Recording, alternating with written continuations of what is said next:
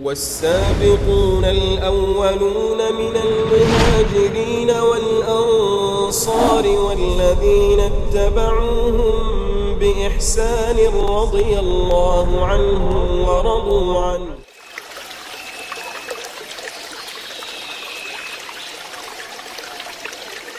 السلام عليكم ورحمة الله وبركاته.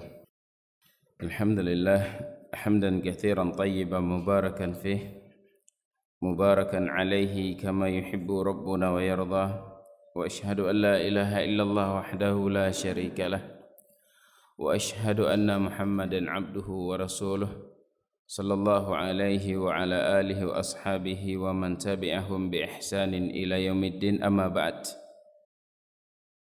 kita lanjutkan kajian kita dari kitab Jami' al-Ulum wal-Hikam, yaitu pada pertemuan yang lalu kita sudah baca hadis yang ma'ruf dari Umar bin Khattab radhiyallahu taala anhu, yaitu berkaitan dengan an-niyah. Disebutkan oleh muallif bahwasanya hadis ini diriwayatkan oleh setiap tabaqah oleh satu orang, ya, dari Umar, kemudian tabi'in satu orang, Al-Qamah ibn Al-Waqqas Al-Laythi, kemudian Ibrahim At-Taimi, dan seterusnya sampai kepada rawi yang meriwayatkan hadis ini, Imam Bukhari, Imam Muslim, ya, di bawahnya ini banyak yang meriwayatkan. Imam Bukhari mengeluarkan hadis ini, Imam Muslim, Abu Daud, Imam Ahmad, dan yang lainnya. Nah, hadis ini disebut, kata beliau, hadis ahad, ya, hadis min hais sanad terbagi kepada dua, hadis mutawatir dan hadis ahad, ya. Namun dari sisi amalan Ahlus Sunnah wal Jamaah, mereka mengamalkan semua hadis walaupun hadis itu adalah hadis ahad dan walaupun itu berkaitan dengan akidah. Tapi hadis ahad itu terbagi tiga. Yang pertama hadis masyhur, ya, kemudian hadis aziz, kemudian hadis gharib. Hadis masyhur adalah hadis yang diriwayatkan oleh 3 orang atau lebih namun belum sampai kepada had mutawatir. Kemudian hadis aziz diriwayatkan oleh 2 orang setiap tabaqahnya. Kemudian hadis gharib adalah diriwayatkan oleh 1 orang, ya, dari sahabat 1 orang, kemudian tabi'in dan seterusnya. Namun tidak mengharuskan semuanya 1 orang. Setiap ada tabaqah 1 orang saja itu dikatakan hadis gharib. Misalnya hadis ini dikeluarkan oleh Umar, misalnya ada sahabat yang lain meriwayatkannya, kemudian dari sahabat hanya 1 orang, misalnya tabi'in meriwayatkan hanya 1 orang, kemudian setelah tabi'in diriwayatkan oleh banyak orang, ini tetap dikatakan hadis al-gharib. Baik, jadi hadis ahad itu bukan hanya 1, ya. Sebagian orang memahami hadis ahad itu cuma 1, yaitu diriwayatkan oleh 1 orang. Namun hadis ahad itu terbagi 3. Hadis masyhur, hadis aziz, kemudian hadis gharib. Baik. Kemudian pada pertemuan yang lalu beliau menyebutkan bahwasanya niat itu terbagi kepada 2. Yang pertama, untuk membedakan antara satu ibadah dengan ibadah yang lainnya, ya, seperti salat duhur dengan salat asar. Apa bedanya? Bedanya niat. Waktunya sama, bentuk salatnya sama, jumlah rakaatnya juga sama. Kemudian untuk membedakan antara ibadah dengan al-adat, seperti mandi janabah dengan mandi biasa atau mandi untuk menginginkan badan atau mandi adat, maka ini dibedakan dengan apa? Dengan niyah. Kemudian yang kedua, ya, niat yang kedua adalah tujuan dilakukan amalan tersebut kepada siapa. Dan niat inilah yang banyak disebutkan di dalam Al-Quran. Jadi dalam Al-Quran, di dalam hadis, ketika disebutkan niat, bukanlah niat itu untuk membedakan satu ibadah dengan ibadah yang lainnya. Namun maksud niat dalam Al-Quran dan dalam hadis itu adalah tujuan dari amalan yang dilakukan tersebut, apakah untuk Allah atau kepada selain Allah Subhanahu wa taala. Banyak dalam Al-Quran beliau sebutkan, namun bukan dengan lafaz niat. Ya, seperti kata Allah Subhanahu wa taala, la yanalallaha luhumuha wala dima'uha walakin taqwa minkum. Allah tidak sampai daging yang disembelih, kemudian darah yang ditumpahkan, kepada Allah tidak sampai. Namun yang sampai itu adalah apa? Taqwa minkum. Maksudnya apa? Niat yang ada dalam hatimu ketika kita beribadah, ketika kita menyembelih atau yang lainnya, ya, tujuan kita dari sembelihan tersebut atau dari ibadah yang kita lakukan untuk siapa? Apakah untuk Allah atau untuk selain Allah Subhanahu wa taala? Nah, lafaz niat dalam Al-Qur'an yang dimaksudkan dengan niat itu adalah niat maksud dari ibadah itu sendiri, bukan untuk membedakan satu ibadah dengan ibadah yang lainnya. Karena untuk membedakan satu ibadah dengan ibadah yang lainnya tidak butuh kepada ilmu. Tidak butuh kepada mujahadah yang berat. Seperti orang mau melakukan salat zuhur dengan salat asar. Enggak perlu dengan dengan niat yang misalnya dengan sampai diulang-ulang, diulafatkan dan sebagainya. Ya, tidak butuh. Ini ketika kita sadar dalam melakukan suatu ibadah, maka secara langsung kita sudah ada niat dalam hati kita. Misalnya ingin mandi, ya tidak perlu takalluf memaksa diri untuk mengucapkan suatu niat.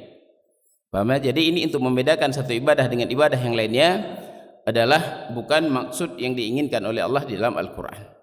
Baik, yang disebutkan dalam Al-Qur'an disebutkan dalam hadis seperti disebutkan oleh beliau, ya, dari hadis yang beliau nukilkan, innaka lan tunfiqu nafaqatan tabtaghi biha wajhallah illa uthibta 'alaiha. Tidaklah kamu menginfakkan, ya, suatu infak kepada jalan yang kamu mengharapkan wajah Allah Subhanahu wa taala kecuali kamu akan diberikan pahala darinya. Nah, sini maksudnya apa? Infak yang kita keluarkan di jalan Allah, infak yang kita infakkan kepada siapa kita niatkan? Kalau seandainya kita niatkan kepada Allah Subhanahu wa taala, maka kita akan diberi pahala. Ini niat. Baik. Jadi sebutkan oleh muallif sini yang dimaksudkan niat itulah niat yang kedua.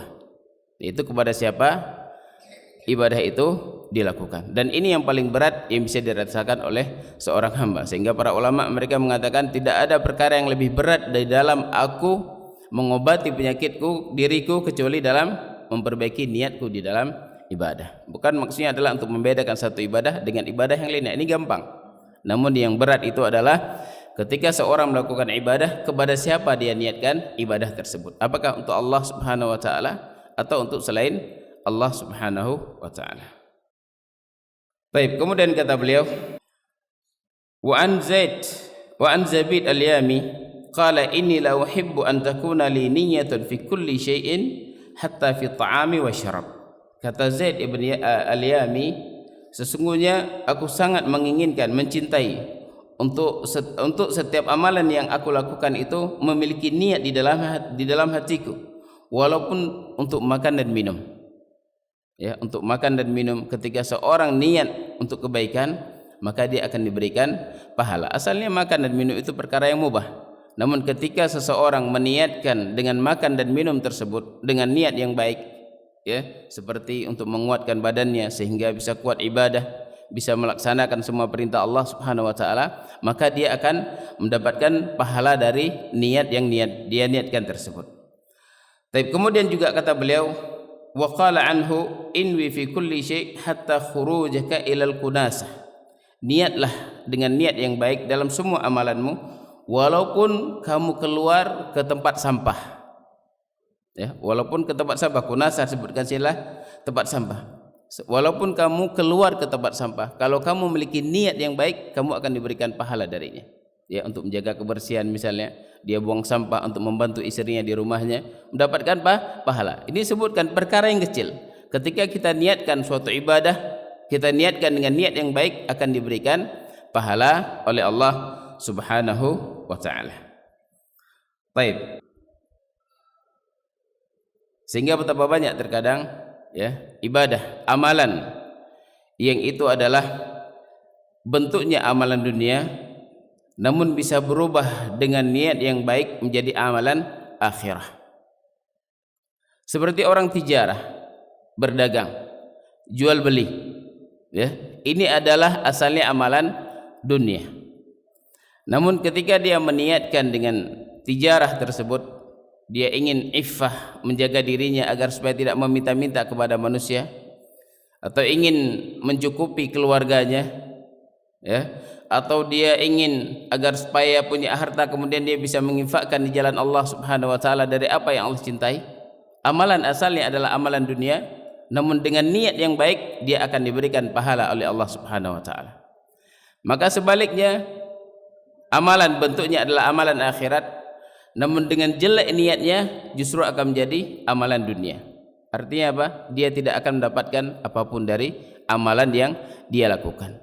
seorang misalnya menuntut ilmu, amalan akhirah, amalan yang besar, amalan yang agung. Namun ketika niat dia di dalam menuntut ilmu adalah agar supaya dia mendapatkan jabatan atau mendapatkan suatu kebutuhan dunianya atau yang lainnya, tidak diharapkan wajah Allah Subhanahu wa taala, dia tidak mendapatkan apapun kecuali apa yang dia niatkan. Baik. Kemudian kata beliau, qala Ibnul Mubarak, rubba amalin saghirin tu'azzimuhu an-niyyah wa rubba amalin kabirin tusaghiruhu an-niyyah. Betapa banyak amalan yang kecil ya, namun bisa dibesarkan oleh an-niyyah. Amalan yang dilakukan, amalan tersebut kecil namun bisa besar dengan an-niyyah. Demikian juga sebaliknya, betapa amalan yang besar namun bisa dikecilkan oleh an-niyyah. Seperti orang yang salat misalnya, salat amalan yang besar, berdiri dua orang dalam keadaan salat di shaf yang sama dengan niat yang sama, ya tujuan yang sama, itu untuk menunaikan ibadah misalnya. Namun apa yang membedakan mereka dua orang ini? Niatnya. Ketika seseorang berniat, yang satunya berniat untuk Allah Subhanahu wa taala, untuk daril akhirah, untuk mendapatkan kenikmatan akhirat, mendapatkan keridhaan Allah Subhanahu wa taala, mengharapkan wajah Allah Subhanahu wa taala, maka dia akan mendapatkan pahala yang besar. Kemudian di sampingnya sama-sama melakukan ibadah, namun niatnya adalah bukan untuk Allah, niat sekedar untuk menampakkan kepada manusia atau yang lainnya, maka justru dia akan mendapatkan kerendahan. Ya, tidak akan mendapatkan pahala sedikit pun di sisi Allah Subhanahu wa taala. Dalam keadaan berdiri sama, melakukan ibadah yang sama. Apa yang menyebabkan kecilnya ibadah yang dilakukan tersebut? Niat yang ada di dalam hatinya. Tapi qala Fudail ibn Iyad radhiyallahu taala anhu fi qoulihi ta'ala liyabluwakum ayyukum ahsanu amala. Untuk Allah Subhanahu wa taala menguji kalian, siapa di antara kalian orang yang paling baik amalannya. Qala akhlasu wa aswabuhu. Kata Fudail ibn Iyad, siapa yang diinginkan oleh Allah? Liyabluwakum ayyukum ahsanu amala. Apa maksud dari ayat ini ahsanu amala, amalan yang paling baik? Kata beliau adalah akhlasuhu wa aswabuhu, yang paling ikhlas dan yang paling benar. Qala innal amal idza kana khalisan wa lam yakun sawaban lam yuqbal. Kata beliau, sesungguhnya suatu amalan apabila dia ikhlas namun tidak benar, ya tidak sesuai dengan bimbingan Rasul sallallahu alaihi wasallam, lam yuqbal, tidak akan diterima. Walaupun ikhlas ibadahnya, namun tidak sesuai dengan apa yang dibimbingkan oleh Rasul, tidak akan diterima. Wa idza kana sawaban wa lam yakun khalisan, demikian juga sebaliknya, kalau seandainya ibadah yang dilakukan tersebut sesuai dengan bimbingan Nabi, melaksanakan salat misalnya sesuai dengan kata Nabi sallallahu kama raaitumuni usalli, dari salamnya, dari takbirnya sampai kepada salam persis ya apa yang telah dicontohkan oleh Nabi sallallahu alaihi wasallam, namun tidak ada keikhlasan di dalam hatinya, maka juga tidak akan diterima. Hatta yakuna khalisan sawaban, sehingga ibadah yang dilakukan tersebut khalis murni untuk Allah dan benar sebagaimana tuntunan Nabi.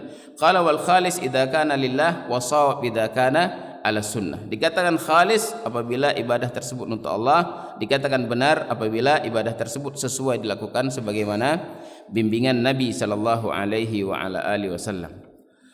Baik, qala wa qauluhu sallallahu alaihi wasallam faman kanat hijratuhu ila Allah wa rasulih fa hijratuhu ila Allah wa rasulih wa man kanat hijratuhu ila dunya yusibuha aw imraati yankihuha fa hijratuhu ila ma hajara ilaihi. Baik, kemudian kata beliau, kita lanjutkan hadisnya. Beliau sebutkan hadisnya, kemudian beliau syarah sekarang. Kata beliau, barang siapa hijrahnya kepada Allah dan Rasulnya, maka hijrahnya kepada Allah dan Rasulnya. Maksudnya apa? Kalau seandainya seseorang itu hijrah untuk Allah dan untuk Rasulnya, maka hijrahnya itu untuk Allah dan Rasulnya, maksudnya diterima oleh Allah Subhanahu wa taala. Nah, hijrah itu ada dua. Ya, sering kita mengatakan saya hijrah sekarang, saya baru hijrah dan sebagainya. Hijrah itu terbagi kepada dua. Al-hijrah, hijran. Hijrah ada dua. Yang pertama hijrah hissiyah, kemudian yang kedua hijrah maknawiyah. Apa itu hijrah? Hijrah secara makna artinya adalah berpindah. Berpindah dalam satu keadaan kepada keadaan yang lainnya. Berpindah dari satu tempat kepada tempat yang lainnya. Itu hijrah secara bahasa. Maka hijrah terbagi dua. Hijrah yang pertama adalah hijrah hissiyah, kemudian yang kedua hijrah ma'nawiyah. Hijrah ma'nawiyah itu adalah berpindah dari kekufuran kepada Islam, berpindah dari tauhid dari syirik kepada tauhid, berpindah dari maksiat kepada ketaatan. Ini namanya hijrah secara maknawi, tidak kelihatan, ya, karena asalnya hijrah itu berpindah, bergerak satu tempat kepada tempat yang lainnya. Namun ini hijrah namanya hijrah maknawi, berpindah dari kekufuran kepada keislaman, dari maksiat kepada ketaatan. Ini nama hijrah, sebagaimana kata Nabi sallallahu alaihi wasallam ketika beliau ditanya, "Ayyu hijrati afdal?" Hijrah apakah yang paling benar, yang paling baik ya Rasulullah? Qala Rasulullah sallallahu alaihi wasallam, "Man hajara ma harramallahu anhu." Siapa saja yang berhijrah, berpindah dari, meninggalkan dari sesuatu apa yang Allah haramkan. Maka di sini apa makna hijrah dalam hadis ini? Hijrah secara maknawi, karena hijrah secara hissi yang nampak adalah berpindah satu tempat kepada tempat yang lainnya, bergerak dari satu tempat kepada tempat yang lainnya. Namun sini kata Nabi hijrah, yaitu seseorang, hijrah yang paling baik itu adalah ketika seseorang meninggalkan dari apa yang Allah haramkan. Kemudian dalam hadis yang lain dikeluarkan oleh Imam Muslim dari Abdullah bin Amr bin As, kata Nabi sallallahu alaihi wasallam, "Al-muslim man salimal muslimuna min yadihi min lisanihi wa yadihi. Al-muhajir man hajara ma nahallahu anhu." Siapa itu seorang muslim? Muslim itu adalah muslim yang lainnya selamat dari lisannya dan selamat dari tangannya. Itu dikatakan muslim. Berarti orang yang senantiasa menjaga lisannya terhadap saudaranya muslim yang lainnya. Orang yang senantiasa menjaga tangannya dari saudara muslim yang lainnya, itulah dikatakan seorang muslim. Berarti sebaliknya, orang yang tidak menjaga lisannya, tidak menjaga tangannya dari muslim yang lainnya, berarti Islamnya apa? Berkurang. Kemudian kata Nabi sallallahu alaihi wasallam, al-muhajir, orang yang dikatakan hijrah itu adalah orang yang meninggalkan apa yang dilarang oleh Allah Subhanahu wa taala. Ini hijrah maknawiyah yang tidak kelihatan. Kemudian adapun hijrah yang hissiyah, hijrah yang hissiyah yang kelihatan itu adalah berpindah. Hijrah, ya, dari Mekah ke Madinah, hijrah kepada Rasulullah SAW. Ini hijrah yang paling utama. Kemudian hijrah yang kedua adalah hijrah dari negeri kafir kepada negeri Islam. Kemudian hijrah yang ketiga adalah hijrah dari negeri negeri yang jelek kepada negeri yang baik. Kemudian hijrah yang keempat disebutkan oleh para ulama adalah hijrah nanti di akhir zaman, hijrah orang ke Syam ketika datang fitnah. Itu hijrah yang hissiyah yang kelihatan, berpindah satu tempat kepada tempat yang lainnya, ya, dari negeri kafir kepada negeri Islam, dari negeri jelek kepada negeri yang baik, pindah dari negeri menuju ke Syam. Kemudian hijrah yang paling utama adalah hijrah kepada Nabi sallallahu alaihi wasallam. Orang-orang Mekah pada saat itu, kaum muslimin yang ada di Mekah, mereka hijrah kepada Rasulullah SAW, dan itu adalah sebaik-baik al-hijrah. Baik, berarti boleh ya katakan misalnya kita dulunya bermaksiat kepada Allah, tidak menjaga kewajiban-kewajiban yang Allah wajibkan, kemudian kita meninggalkannya, kemudian menuju kepada ketaatan kepada Allah Subhanahu wa taala, maka ini juga dikatakan hijrah. Baik. Qala wa qad ishtahara, tentang hadis ini masyhur ya, kisah yang masyhurah. Wa qad ishtahara anna qissah muhajir Ummi Qais hiya sababu qaulin Nabi sallallahu alaihi wasallam, man kanat hijratuhu ila dunya yusibuha aw imra'atin yanqihuha wa dzalika wa dzakara dzalika katsiran minal mutaakhirin wa lam nara lidzalika aslan bi isnadin yasihhu wallahu alam. Ya, biasa kalau kita dengar hadis innamal a'malu binniyat wa innamal likulli imri'in ma nawa dan seterusnya sampai kepada man kanat hijratuhu ila dunya yusibuha aw imra'atin yanqihuha, ada sebuah kisah yaitu kisah Muhajir Ummu Qais. Dan kisah ini kisah yang sahih, bahwasanya ada seorang pemuda yang dia berhijrah ke kota Madinah dalam rangka untuk apa? Untuk menikahi seorang perempuan. Ya, bukan hijrah karena Allah Subhanahu wa taala. Namun hadis ini kata beliau bukanlah, ya, hadis yang disebutkan tadi hijrah Ummul Qais ini bukanlah sebagai sebab datangnya hadis ini. Kisahnya ini sahihah, tapi tidak ada kaitan dengan hadis ini. Karena sebagian mereka menganggap, dan ini masyhur, bahwasanya mereka menganggap datangnya hadis ini dari Nabi SAW karena ada seorang pemuda yang hijrah ke kota Madinah ingin menikahi seorang perempuan. Kisah ini benar, namun kisah ini bukanlah sebagai sebab turunnya datangnya hadis innamal a'malu binniyat. Tapi ya, karena ini masyhur, orang mengatakan hadis innamal a'malu binniyat ini datang dari Nabi. Ya, ketika seorang pemuda hijrah ke kota Madinah ingin menikahi seorang perempuan. Kisahnya benar tersendiri, namun kisah ini bukan sebagai sebab, ya, bukan asbabu al-wurud datangnya hadis ini dari Nabi sallallahu alaihi wa ala alihi wasallam. Baik, qala, kemudian kata beliau wasairul a'mal,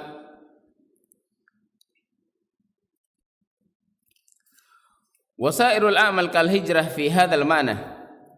Ya, kata beliau tadi sebelumnya bahwasanya barang siapa yang berhijrah ke negeri Islam, ya, hubban lillahi wa rasulih, karena mencintai Allah dan Rasulnya, ya, ingin mempelajari agama Allah Subhanahu wa taala, ingin menampakkan keislamannya, agamanya, ya, maka kemudian dia meninggalkan negeri kekufurannya, negeri kafirnya, yang menuju kepada negeri Islam. Ini tujuan seorang untuk berhijrah, kemudian dia meninggalkan maksiat karena Allah Subhanahu wa taala menuju kepada ketaatan kepadanya. Fahadha huwal muhajir ilallah wa rasulih, maka orang inilah yang dikatakan telah berhijrah kepada Allah dan Rasulnya dengan sebenar-benar hijrah. Wa kafahu syarafan wa fakhra, dan cukup bagi dia itu kemuliaan dan kebanggaan ketika seorang itu hijrah karena Allah Subhanahu wa taala, bukan karena ikut-ikutan, ya, atau bukan karena sekarang lagi lagi masanya, lagi modelnya orang jenggotan, ya, jubahan, kemudian jingkrang dan sebagainya, hanya sekedar ikut-ikutan. Ini tidak bermanfaat. Namun hijrah yang benarlah hijrah seorang meninggalkan atau melakukan suatu ibadah, suatu amalan karena Allah Subhanahu wa taala, mengharapkan keutamaan dari Allah Subhanahu wa taala. Maka kata beliau wasairul a'mal kal hijrah fi hadzal ma'na, maka seluruh amalan seperti hijrah, ka hijrah fi hadzal ma'na, fasalahuha wa fasaduha bihasabin niyyah kal jihadi wal haji wa ghairiha.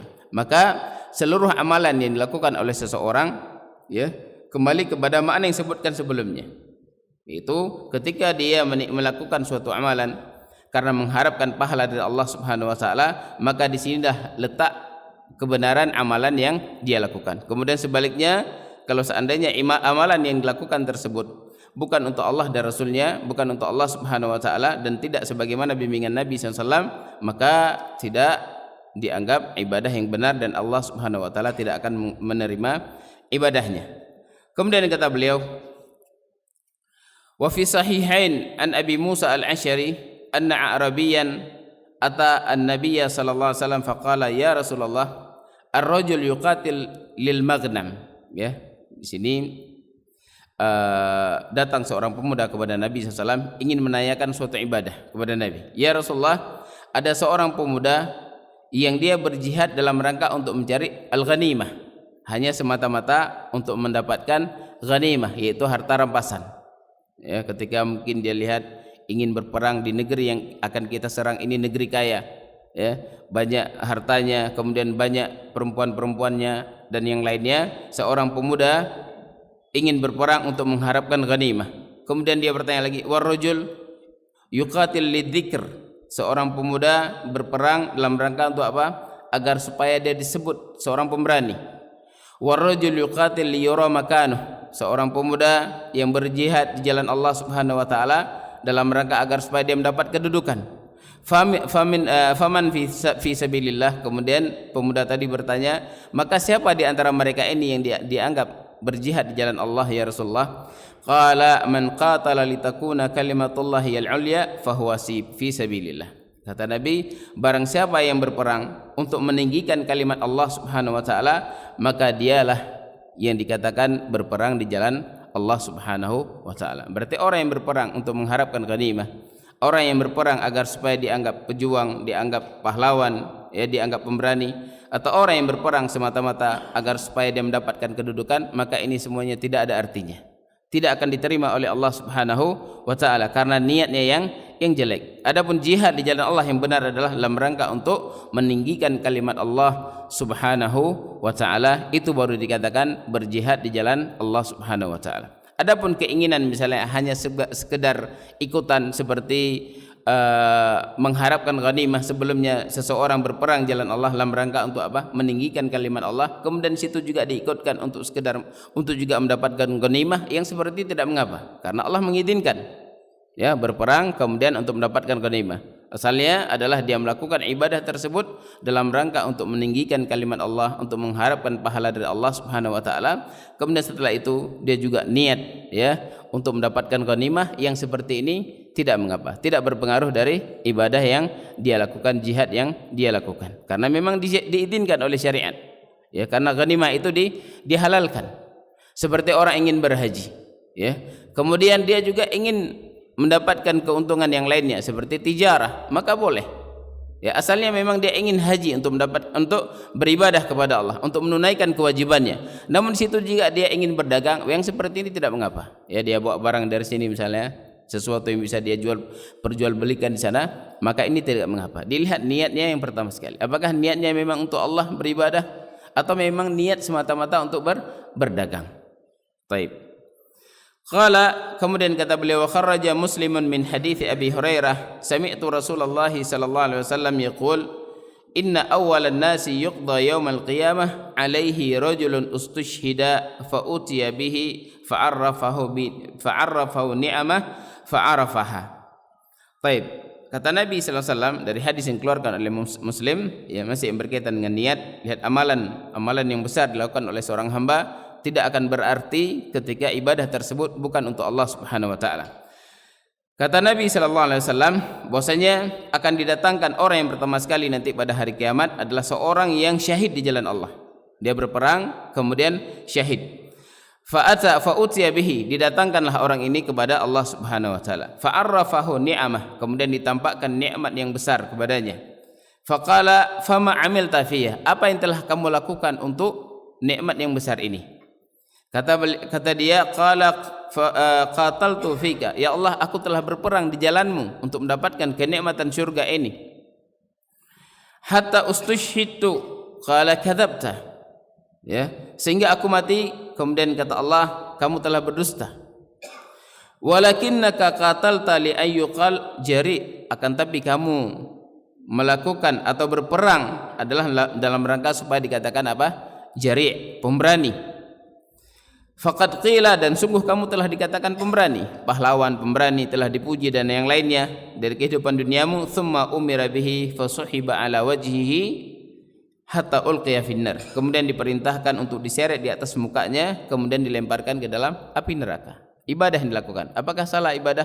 Apakah dia diadab oleh Allah karena jihad di jalannya? Bukan, namun karena apa? Karena niat yang ada di dalam hatinya. Walaupun ibadah yang besar dia lakukan, namun ketika niatnya bukan untuk Allah, maka tidak bermanfaat. Walaupun dia habiskan seluruh hartanya, dia keluarkan seluruh hartanya, dia berangkat untuk dia siap korbankan jiwanya, namun ternyata keinginannya bukan untuk Allah, keinginannya hanya untuk apa? Supaya disebut pejuang, disebut pemberani, disebut dermawan karena menghabiskan hartanya untuk berperang jalan Allah. Hanya Allah yang tahu bagaimana hati seseorang. Sehingga kata Nabi, innallaha la yanzuru ila ajsadikum wa la yanzuru ila amwalikum walakin yanzuru ila a'malikum wa qulubikum. Allah Subhanahu wa taala tidak melihat kepada bentuk badan kalian, kurus, besar, kecil dan sebagainya. Dan juga Allah tidak melihat harta yang kalian miliki. Tidak Allah lihat sama sekali. Yang Allah lihat itu adalah amalanmu dari harta, dari tenaga, dari badan yang Allah berikan kepadamu. Dan yang Allah lihat adalah bagaimana niat hatimu. Apakah di dalam kamu melakukan ibadah itu untuk Allah atau kepada selain Allah Subhanahu wa taala. Lihat sini, orang yang mati syahid namun ternyata dia jihad bukan jalan Allah, amalan yang besar, justru ini memasukkan dia ke dalam neraka Allah Subhanahu wa taala. Kemudian wa rajulun ta'allama al-ilma wa 'allamahu, kemudian seorang pemuda yang dia mempelajari ilmu ya, wa 'allamah, kemudian dia mengajarkan ilmu tersebut. Wa qara'al Qur'an, kemudian dia orang yang membaca Al-Qur'an. Fa utiya bihi fa arrafahu ni'amah fa arafaha qala fama amilta fiha, kemudian didatangkan orang ini kepada Allah ya, kemudian ditampakkan kepadanya nikmat-nikmatnya, kemudian dia mengakui nikmat tersebut, dan Allah berkata, apa yang telah kamu amalkan dengan nikmat tersebut? Kata dia, qala ta'allamtul ilma wa 'allamtuhu, aku mempelajari ilmu kemudian aku mengajarkan ilmu, wa qara'tu fikal Qur'an, kemudian aku membaca karenamu Al-Qur'an. Qala kadzabta, kemudian Allah berkata, kamu berdusta. Lakinnaka ta'allamtal ilma liyuqal 'alimun, akan tetapi kamu mempelajari ilmu adalah agar supaya kamu dikatakan alim, ustaz, alim, syekh, ulama dan lain sebagainya. Kemudian wa qara'tal Qur'an liyuqal qari, kemudian kamu membaca Al-Qur'an, ya, memperindah suaramu membaca Al-Qur'an, mempelajari Al-Qur'an agar supaya kamu dikatakan seorang qari. Berarti keinginannya apa ketika dikatakan qari? Dunia yang diinginkan. Faqad qila, kemudian sungguh kamu telah dikatakan di dunia kamu seorang qari, kamu ahli dalam Al-Qur'an, kamu pintar dalam baca Al-Qur'an dan sebagainya. Telah dikatakan kepadamu di dunia, fasuhiba ala wajhihi hatta ulqiya finnar, kemudian diseret di atas mukanya, kemudian dilempar ke dalam api neraka. Wa rajulun wasa'allahu alaih, kemudian yang terakhir adalah seorang yang dilapangkan harta baginya, fa'atahu min asnafil mal, kemudian Allah memberikan kepadanya dari bentuk harta, jenis harta yang banyak. Fa'utiya bihi, kemudian didatangkan orang ini, fa'arrafahu ni'amahu fa'arrafaha, kemudian ditampakkan kepadanya nikmat-nikmatnya, kemudian dia mengakui nikmat tersebut. Qala fama amilta fiha, kemudian apa yang kamu amalkan dengan nikmat tersebut?